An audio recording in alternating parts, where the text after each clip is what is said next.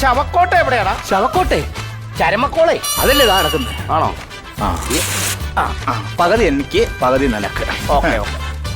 സത്യം പറഞ്ഞാണ്ടല്ലോ, നമുക്ക് ഇവിടെ ഒന്നുള്ള സെറ്റപ്പ് ഉണ്ടല്ലോ, മുതലാളിമാര് വരുമ്പോ ഉള്ള അത് നീ വന്നേ അങ്ങോട്ട് കയറാൻ പറ്റുമോ? ഇവിടെ ആരും ഇല്ലല്ലോ ഇപ്പൊ. നീ വാ, എനിക്കൊരു പേടിയാടാ.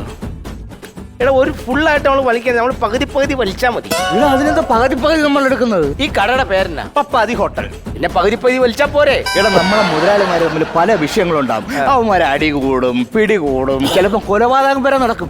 നമ്മൾ അങ്ങനെ ചെയ്യാൻ പാടില്ല. ഒന്നുമില്ലല്ലോ, നമ്മൾ ഒരു ഹോട്ടലിൽ പണി പഠിച്ചിറങ്ങി വരല്ലേടാ. പണി പഠിച്ചെന്ന് പറയണ്ട, നോക്ക് നിന്ന് കണ്ടിട്ടിങ്ങ് പോന്നു. അതുകൊണ്ട് മുതലാളിമാര് കാണുമ്പോ നമ്മൾ എപ്പോഴും ഭയങ്കര ശത്രുതയിലായിരിക്കണം. അവര് പോയി കഴിയുമ്പോ നമ്മൾ പഴയതുപോലെ തിക് ഫ്രണ്ട് ആയിരിക്കണം. Thick friend. കേട്ടോളിയാ?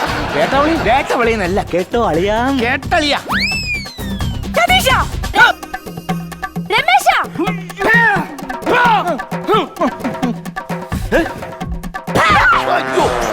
മാറിപ്പോയി. ഞാൻ പല പ്രാവശ്യം പറഞ്ഞിട്ടുണ്ട് ഈ കൾച്ചർ ഇല്ലാത്ത ഫാമിലിയോട് സംസാരിക്കാൻ പോകാൻ.